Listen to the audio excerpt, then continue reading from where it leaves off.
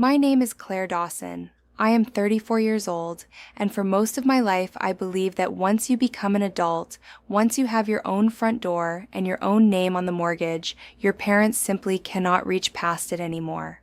I believed a locked door was a boundary. It took one wrapped box left on my doorstep on an ordinary Tuesday to teach me that some people never see a boundary as anything but a puzzle to solve. It was just after 6 in the evening when I turned onto our street. The porch light hadn't clicked on yet, and the sky was that heavy gray that comes right before it rains.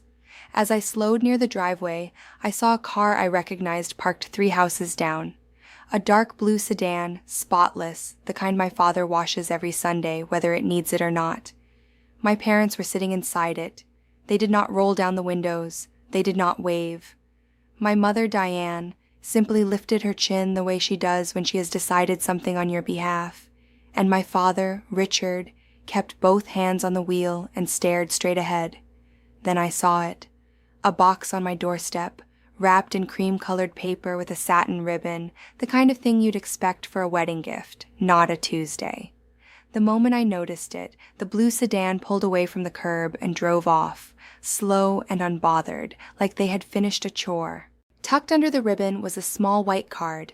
On it, in my mother's careful handwriting, the same handwriting that used to appear on the permission slip she filled out for me even when I was old enough to sign my own, were 3 words, "For your own good." I stood on my own porch for a long time holding that card. I want to tell you that a warning like that would make anyone stop, but I grew up being told that everything painful was for my own good, and something in me had been trained to obey a phrase like that even while my skin crawled. So I carried the box inside. I set it on the entry table, cut the ribbon, and lifted the lid. The first thing I saw was a photograph. It was a picture of my 6-year-old daughter, Lily, asleep in her own bed, in her own room, the little seahorse nightlight glowing on the wall behind her. It had been taken from inside our house. The second thing was a key to our front door, brand new, still shiny at the edges.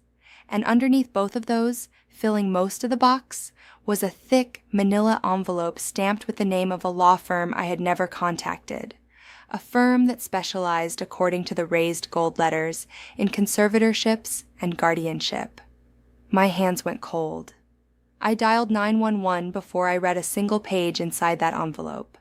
I gave the operator my address in a voice I didn't recognize as my own, and I was still on the line, still trying to explain what I was looking at, when I heard a key turn in the front door and my husband walked in. His name is Daniel. He came through the door shaking rain off his jacket, ready to say something about traffic, and then he saw me on the floor of the entryway with the box open in front of me and the phone pressed to my ear. He looked at the photograph. He looked at the key. He looked at the law firm's name on that envelope, and every bit of color drained out of his face. "Oh no," he said quietly. "They actually did it." Those 4 words scared me more than anything in that box because they meant that my husband, the man I told everything to, already knew something I didn't. Before I tell you what the officers found underneath those documents and why my husband looked like he'd just watched a nightmare walk through the front door, I have a small question for you because I'm always curious how far these stories travel. Wherever you are right now, tell me what time it is where you're watching, what the weather's doing outside your window, and what part of the world you're in. Drop it in the comments. It genuinely helps me know who I'm talking to. Now let me tell you exactly what happened next. 2 patrol officers arrived within about 7 minutes. The one who took the lead introduced himself as Officer Delgado, a broad-shouldered man in his 40s with a quiet, unhurried way of speaking that somehow made me feel safer. His partner, a younger officer named Pierce, stayed near the door and started taking notes. Delgado asked me not to touch anything else in the box, and then he turned to Daniel, who was still standing there pale and silent, and asked him if he was all right. Daniel wasn't all right. He sat down heavily on the stairs, put his head in his hands for a second, and then he told them everything. "About a month ago," he said, "her father came to see me at work, alone.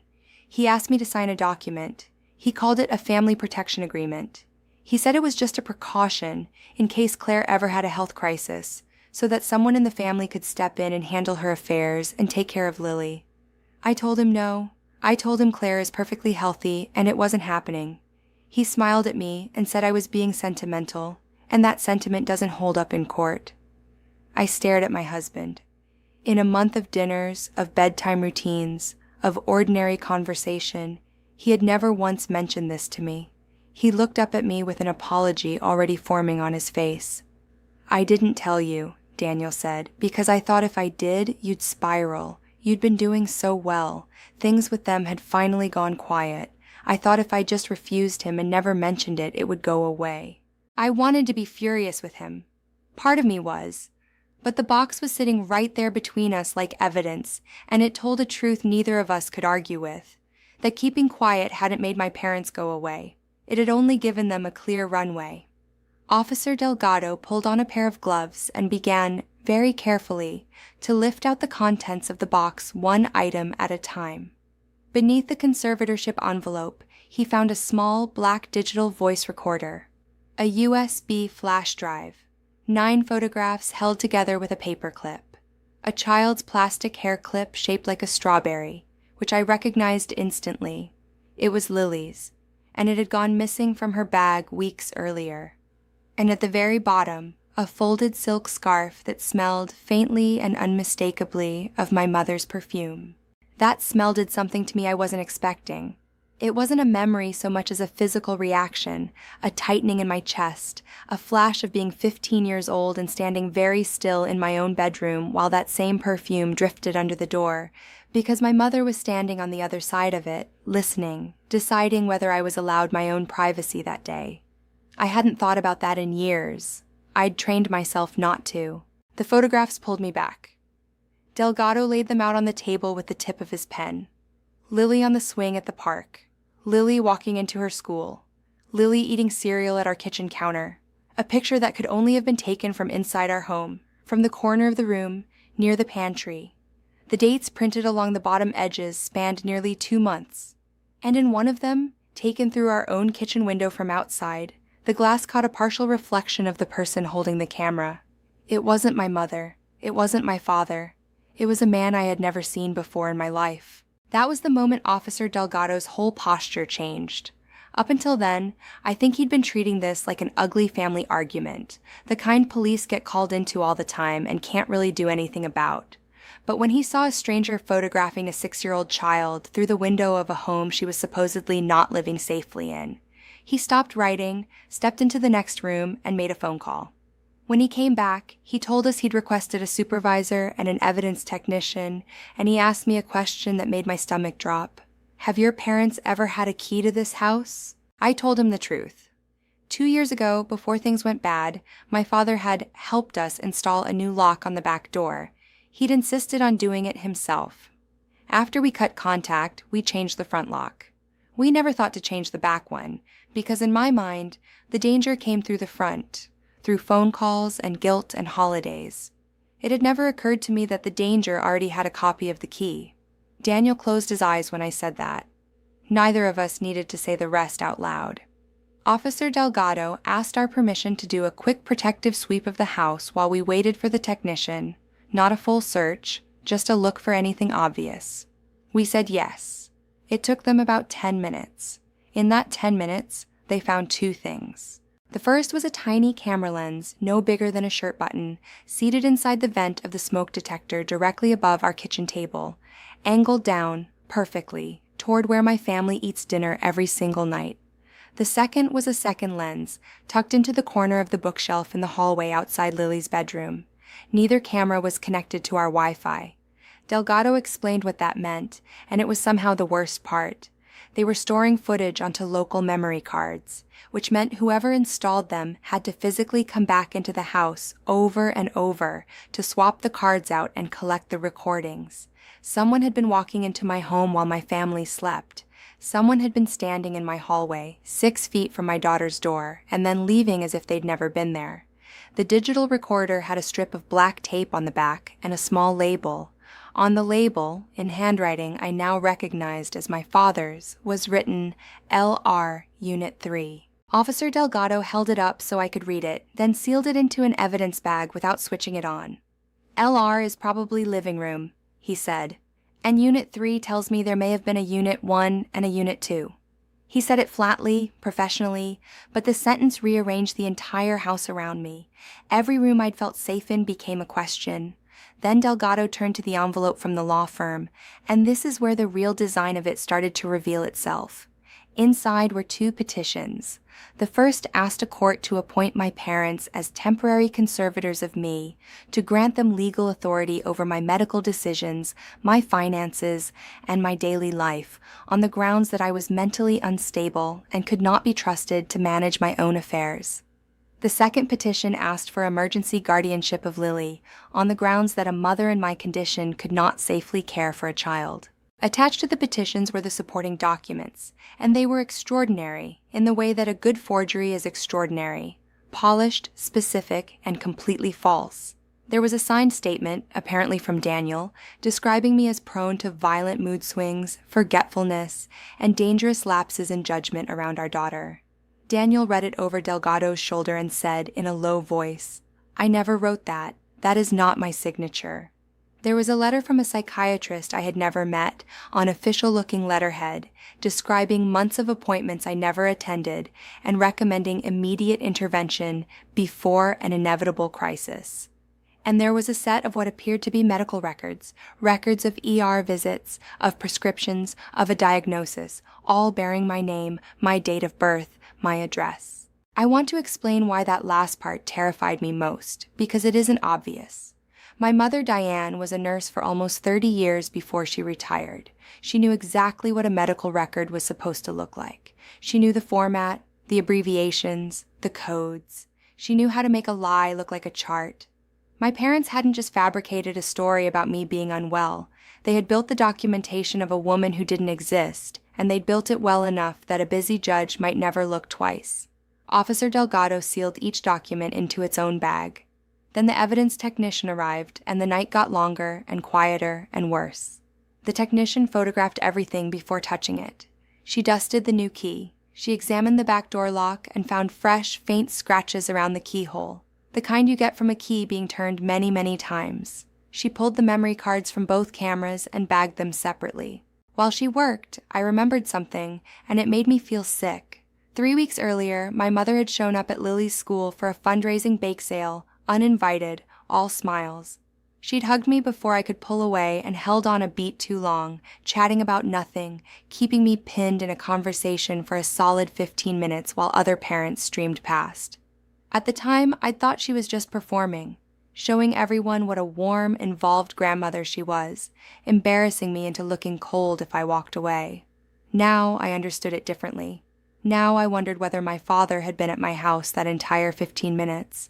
And whether my mother's job had simply been to keep me busy. Officer Delgado gave us 3 pieces of advice before he left, and I've since learned they were exactly the right ones. Do not confront your parents. Do not post anything about this online. Do not warn anyone in the family what's been found.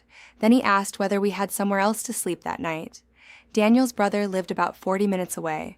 Lily was, thankfully, at a supervised birthday sleepover, and Daniel quietly arranged for his brother to collect her without alarming anyone. Leaving my own house felt like defeat, but I packed a bag for Lily and a bag for us, and as I zipped them, Officer Delgado asked one last question that has stayed with me ever since. "Did your parents know your husband would be working late tonight?"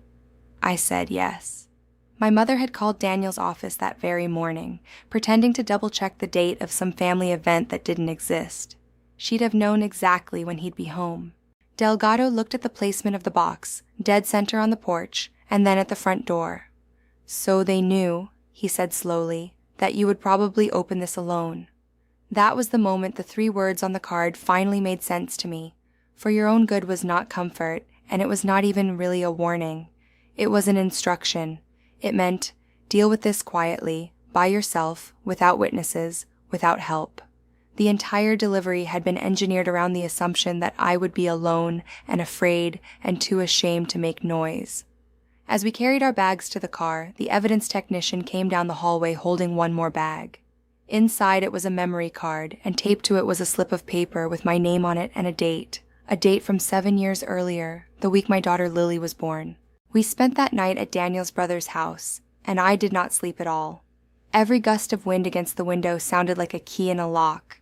Lily was told, gently, that a pipe had burst at home and we were having a sleepover of our own for a night.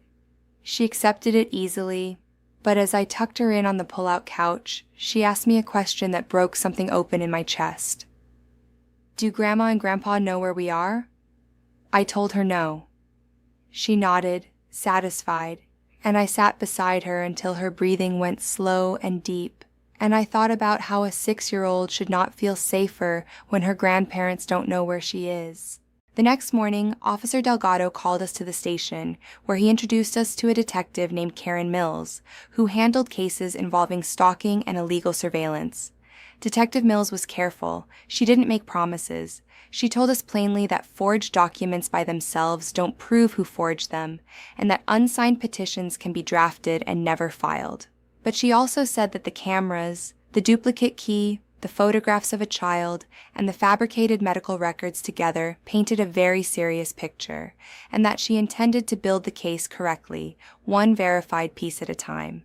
Then she told us what was on the 7-year-old memory card, and it changed the shape of my entire childhood. It wasn't from any camera in our current house. It was an archive. It held scanned documents, audio recordings, and photographs, some of them going back nearly a decade. The oldest recording was a conversation between me and my mother in the maternity ward, the day after Lily was born. I remembered that conversation. What I hadn't known was that it was being recorded. On the audio, my mother's voice is soft and full of concern, gently pushing me to sign a medical power of attorney, just in case, because I was exhausted and overwhelmed, and it would be one less thing to worry about. I said no. And then, after I'd apparently drifted off or left the room, you can hear my father's voice, low and certain, saying, "She'll sign eventually. She always does, when she realizes she has no other choice." Hearing that, 7 years later, was like finding a hidden door in a house you've lived in your whole life. The card also held our tax returns, Daniel's work schedule, Lily's school calendar, notes, pages of notes, cataloging ordinary moments of my life and quietly reframing each one as a symptom. A missed dentist appointment became neglects family obligations. A single glass of wine at a holiday dinner, captured in a photograph, was labeled substance use around minor. A night I'd stayed up crying after a hard week became emotional instability, unprovoked. My parents hadn't been documenting a crisis. They had been manufacturing one, patiently, for years, waiting for the moment they'd need it. Detective Mills warned us that my father had already called the station that morning, before we'd even arrived. He hadn't asked whether I was safe. He hadn't asked about Lily. He'd called to explain that the box was simply a collection of family keepsakes and important documents delivered during an unfortunate family dispute, and that his daughter had a long history of overreacting to situations due to her emotional problems. He'd offered the name of a retired judge who could vouch for his character. I know it should have frightened me. Instead, strangely, it steadied me. It was so predictable. He hadn't asked a single question about the well-being of the two people he claimed to be protecting. He'd gone straight to managing the story. And once you see that pattern clearly, once you understand that the story is the only thing they've ever really cared about, the person loses some of their power over you. That afternoon, we met with an attorney, Susan Park, who specialized in exactly this kind of case. She read through the forged petitions and caught something the rest of us had missed. The psychiatrist named in that recommendation letter was a real licensed doctor, but the license number printed beneath the signature belonged to a different physician entirely, and the notary stamp on Daniel's forged statement was genuine, but it had been reported stolen 4 months earlier. My parents had built the file out of pieces of real people's identities, gambling that no one would ever check the seams. Susan advised us not to go anywhere near my parents. Instead, she drafted a formal cease contact letter and began the paperwork for a temporary restraining order.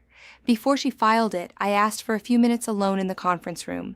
I sat there with the letter in front of me, and I remembered being 23, standing in my parents' kitchen holding a letter of my own, an acceptance to a program in another city, a chance to leave. My father had taken it out of my hand, read it, and set it down on the counter face down, and said the family had already given me enough, and it was time to be realistic. My mother had cried until I stayed. For a decade, I'd told myself that staying was my choice. I signed Susan's letter. That evening, Detective Mills called with the first real break. The serial number on the hallway camera traced back to a specific security supply store, and although it had been bought with cash, the store's own security footage showed the buyer clearly. It was the man reflected in the kitchen window photograph. His name was Trevor Hale, a private investigator whose license had been suspended a year earlier following complaints about illegal tracking devices and unauthorized entry. Phone records, obtained through an emergency preservation order, showed dozens of calls between Trevor Hale and a number registered to my father's business. Mills cautioned us not to celebrate. Contact between two people is not proof of a crime, she said, and Hale might well claim he'd only been hired for lawful observation from public property. Then she added that when officers went to his listed office, they found it emptied out.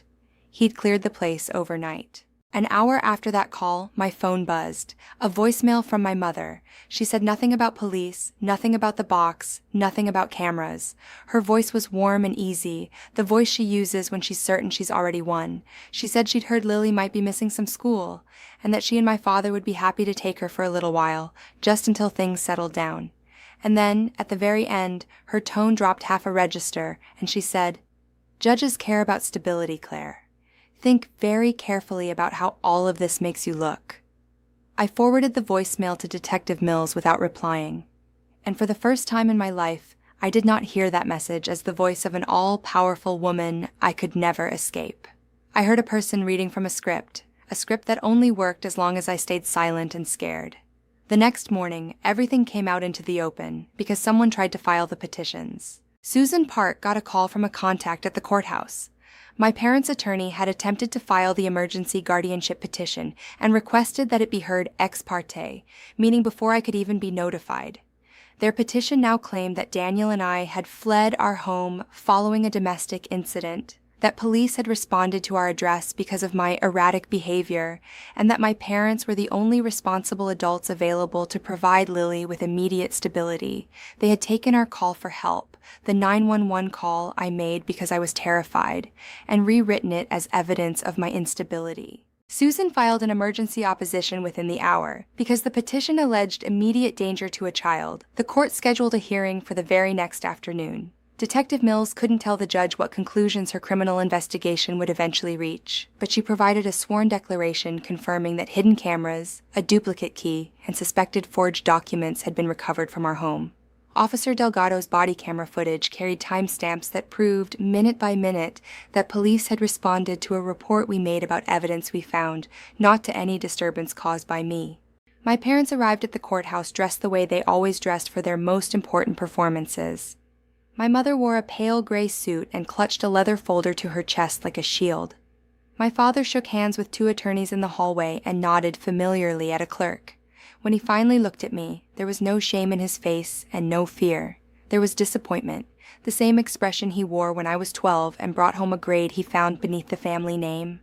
My mother took a step toward Lily, who was waiting down the hall with Daniel's brother, but a court officer moved to block her because of the no-contact request. For just 1 second, before she caught herself, the warmth fell off her face entirely, and underneath it was something cold and flat that I had felt my whole life but had never actually seen. Inside the courtroom, their attorney was smooth. He described my parents as devoted, frightened grandparents who had reached out in the only way they knew how. The box, he said, was a clumsy but loving attempt to share important family documents. The photographs had been taken to document the child's routine, out of genuine concern for neglect. The key was an old spare, accidentally left among returned belongings. Every violation had a gentle, reasonable explanation. Every lie was recast as love. And then Susan Park stood up and laid the real photographs on the table beside the cropped versions my parents had submitted. It was devastating in the quietest possible way. One photograph, which my parents had labeled "child left unattended outside school" when shown uncropped, revealed Daniel standing 3 feet away, holding Lily's backpack. Another, labeled "mother intoxicated at family event," was in fact a single wine glass raised in a birthday toast, surrounded by 7 other adults holding identical glasses. A third, labeled Unsafe Home Conditions, was simply our living room on the day we'd been assembling flat-pack furniture. The judge asked, in a very level voice, why the images submitted to the court had been cropped and relabeled. My parents' attorney requested a moment to confer with his clients. My father leaned over and began whispering to him urgently, but my mother didn't wait. She stood up. She said she could explain. The judge told her to sit unless she was called. She stayed standing. She said I had always been impulsive, always fragile, always in need of guidance. She said Daniel was weak and unwilling to see the truth. She said someone in the family had to plan ahead because they simply could not wait for me to fall apart and endanger the child. Susan asked her a single, precise question. Had she authorized anyone to enter our home? Their attorney objected, but the judge allowed a narrow answer because the petition itself had requested access to our property. My mother looked directly at me across the courtroom and said, "A mother does whatever is necessary when her daughter is too sick to know she needs help." It wasn't a full confession, but it was enough to crack the careful image she had carried into that room. My father grabbed her wrist and told her to stop talking. The judge saw it. The court reporter's fingers kept moving. Then Susan played the voicemail, the one where my mother warned me that judges care about stability. Because my mother had sent it directly to my phone, there was no consent issue with the recording. The judge listened to it twice. After the second time, he denied the emergency guardianship petition, dismissed the conservatorship petition, ordered both my parents to have no contact with Lily or with me, prohibited them from coming near her school, and referred the suspected forged documents to the court's fraud unit. He also ordered that no future petition from them would be considered without full notice to us first. Outside the courtroom, in the marble hallway, my father finally lost the composure he'd worn all morning. He stepped close to me, close enough that the court officer moved between us, and he said very quietly, "You have no idea what you've just done. People know us, Claire. Everyone knows exactly what kind of girl you've always been." For 34 years, a sentence like that would have shut me down completely. Instead, I looked at him and said, "Then let them look at the evidence." My mother started to cry, but there were no tears on her face. She turned to Daniel and told him he was letting me destroy Lily's relationship with her grandparents. Daniel told her calmly that they had destroyed it themselves the night they walked into our house uninvited. My father's jaw tightened. "You'll never prove who went into that house," he said. And Detective Mills, who had been standing quietly near the elevators the whole time, said, "We're already most of the way there." He turned and saw her badge, and for the very first time, the confidence went out of my father's face. Detective Mills asked both of my parents to come to the station voluntarily to answer some questions. Their attorney refused on their behalf and steered them quickly toward the elevator. As the doors began to close, my mother stared at me with a look of pure, undisguised loathing. And then she lifted her phone and started typing something. Less than 5 minutes later, my cousin texted me a screenshot. My mother had sent a message to our entire extended family, aunts, uncles, cousins, old family friends, dozens of people, claiming that I had suffered a mental breakdown, manipulated the police, and tried to have my loving elderly parents thrown in jail. But my mother, in her rush and her fury, had attached the wrong file. The photograph she'd accidentally attached to that message was not a picture of me looking unstable. It was a still image pulled from the hidden camera inside our smoke detector, a clear shot of our kitchen, our table, our lives, taken from an angle that only that camera could have captured. And in the corner was a timestamp dated 3 weeks before the box ever appeared on our porch. My mother, trying to prove I was a liar, had just handed the entire family, and, within hours, 3 separate investigative offices, photographic proof that she'd been watching us for weeks. She tried to delete it. She was too late. Too many people had already saved it. My cousin, the one who'd texted me, forwarded the original to Detective Mills before I'd even reached the parking garage. The forensic data embedded in that image told its own story. The photo had been exported from a digital folder named Claire Home File. The device history linked that folder to a laptop registered to my father's consulting company. He could still argue that someone else had used the computer, but the wall he'd built around himself had started to come apart at the seams. Within 2 days, officers executed search warrants at my parents' house and at my father's office. Detective Mills could only share what the law allowed, but what she shared was staggering. They recovered invoices for the copied keys, purchased through Trevor Hale. They recovered the stolen notary stamp, hidden in a drawer. They recovered surveillance equipment, spare cameras, memory cards, a receiver. And they recovered binders labeled with dates going back to my childhood. One binder was full of surveillance reports on Daniel's job, our neighbors, Lily's teachers, and every extended family member sorted by whether they were likely to side with my parents or with me. Another held drafts of anonymous complaints, pre-written and ready to send, addressed to Lily's school, to Daniel's employer, and to Child Protective Services. Not all of them had been sent yet. But together they laid out the entire plan in black and white, isolate us, damage every source of support we had, and then step forward as the reasonable saviors. Trevor Hale was located 3 days later at a motel 2 hours north. Confronted with the records tying him to the cameras and the photographs, he agreed to cooperate. He admitted my father had paid him to watch our home and install the recording devices. He confirmed my mother had supplied the schedules and had kept the daughter occupied during a school event. He insisted he'd never agreed to enter the child's room, but the forensic data placed one of his devices right outside Lily's door, and his attempt to protect himself only gave investigators more detail than they'd had before. My parents were arrested the following week.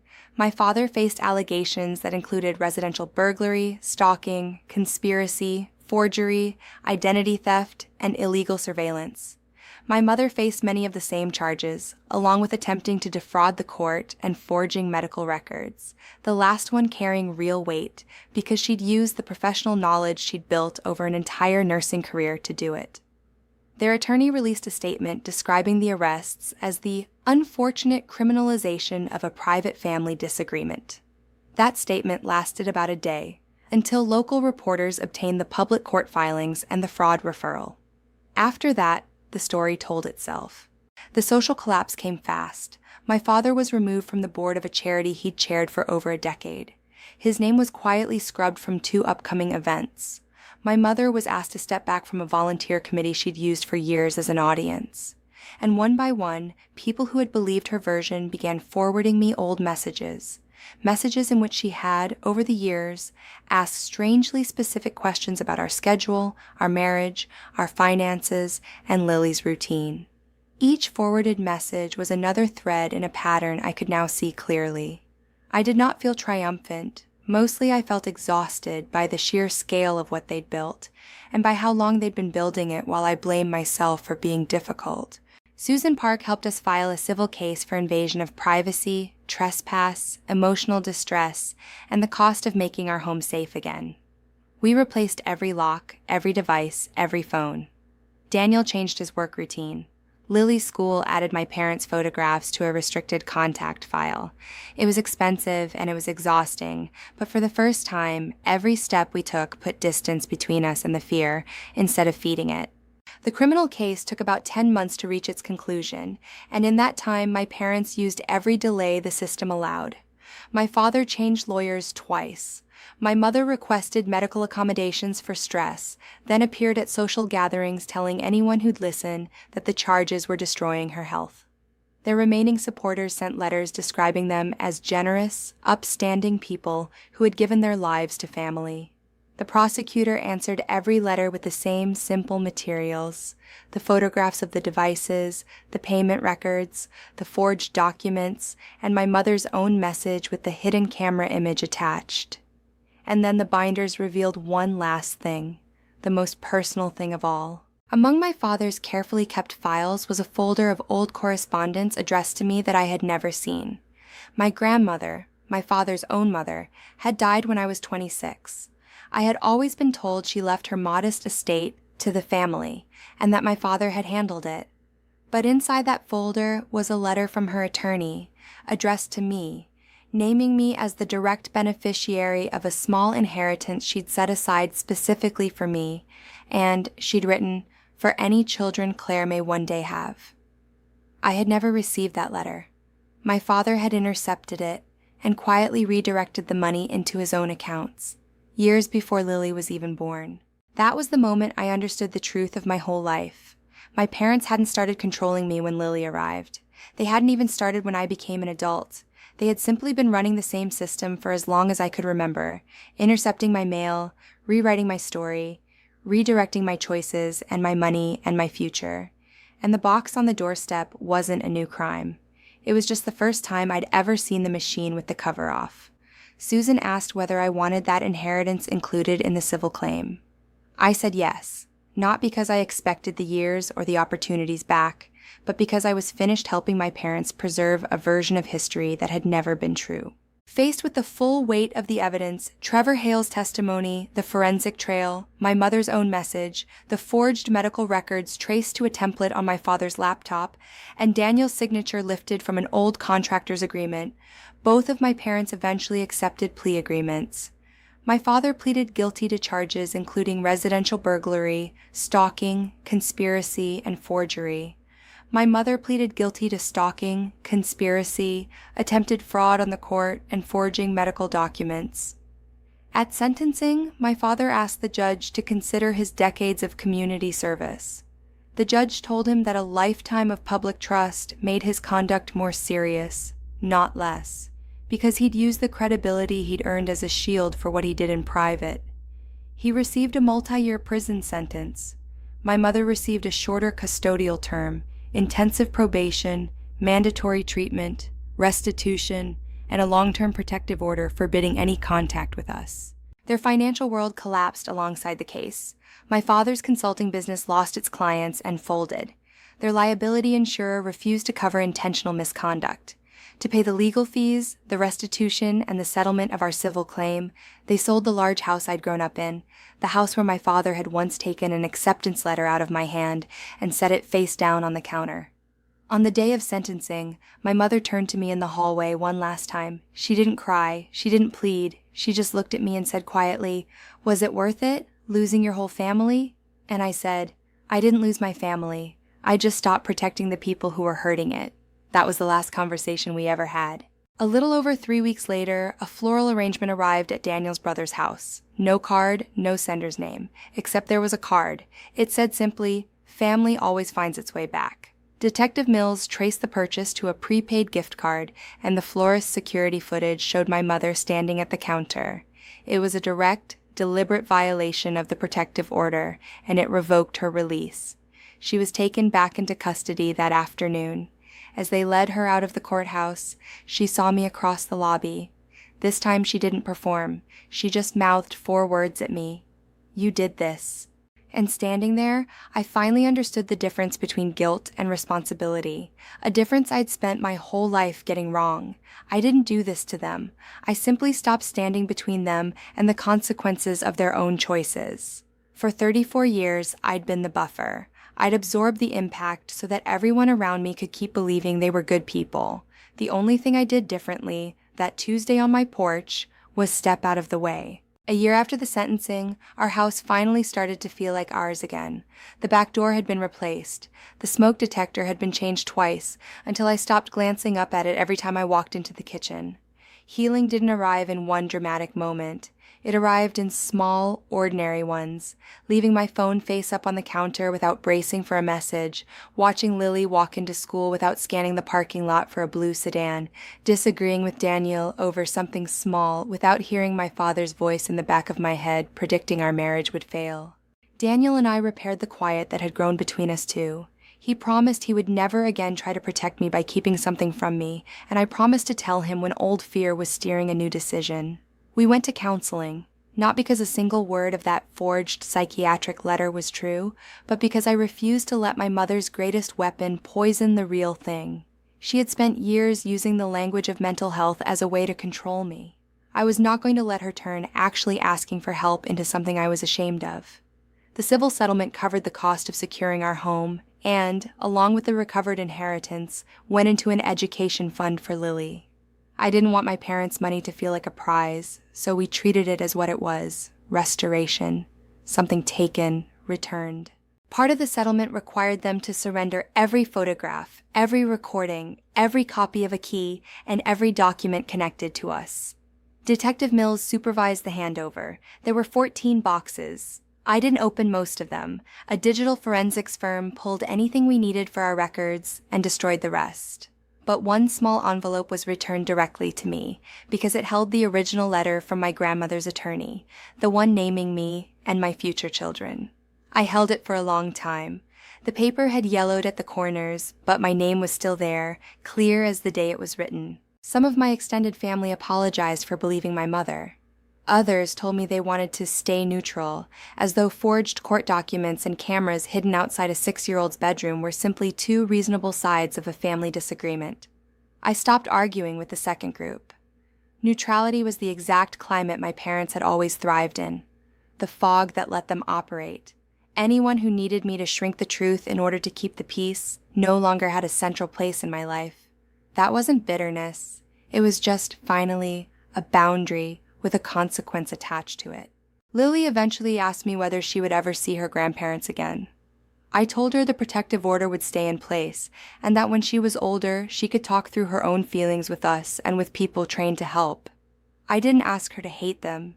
Hatred would only have kept them present in a different shape. But she said something to me, in her small and certain voice, that ended up in the impact statement Susan helped us write. She said, "I don't want anyone taking pictures of me through my window ever again." No child should have to say that. But she said it plainly, and she was believed, and that mattered. People sometimes tell me the whole thing sounds like revenge. My father lost his freedom, his business, his home, and his reputation. My mother lost her standing, her control, and the audience she'd spent a lifetime performing for. Their fall was steep, and it was public, and it was permanent. But I never planted a single piece of evidence. I never spread a rumor. I never engineered a downfall. All I did was keep what they sent me, report what they'd done, and refuse to make myself small when they tried to convince me I was crazy for being afraid. The truth did the rest. The consequences they spent decades outrunning finally caught up, because for the first time in my life, I stopped running with them. The wrapped box stayed in evidence until the case closed. When it was finally released to me, I asked for only one thing out of it, the little white card. I framed it and I hung it on the wall of my new home office, right beside my grandmother's return letter, and below that, the acceptance email from the graduate program I finally enrolled in at 35, the one no one took out of my hands. For your own good. The words still hang there, but they don't sound like an instruction anymore. They sound like the last order I ever obeyed, and the exact moment I stopped. So here is what that doorstep taught me, and what I want you to carry out of this story. When someone tells you to keep quiet, to handle it privately, to not make a scene, pay very close attention. More often than not, they are not protecting you. They are protecting the version of the story that keeps them in control of you. So document the facts. Ask for help out loud. Build boundaries that actually have consequences behind them. And never ever confuse family loyalty with permission to walk through your front door uninvited. Now I want to hear from you. If a box like that had appeared on your porch, with a warning like that tied to the ribbon, would you have opened it? Or would you have called the police before you ever touched the lid? There's no wrong answer. But whatever you would have done, I hope you'll trust that quiet feeling in your chest the moment concern starts turning into control. Because that feeling isn't paranoia. Sometimes it's the very beginning of your freedom. Thank you for spending this time with me and with this story. Everything you've seen here is presented for reflection, for education, and for entertainment. And if it stays with you at all, I hope it's this. You don't measure your healing by whether the people who hurt you ever feel sorry. You measure it by how quiet and how safe and how completely yours your life becomes once you finally stepped out of their way.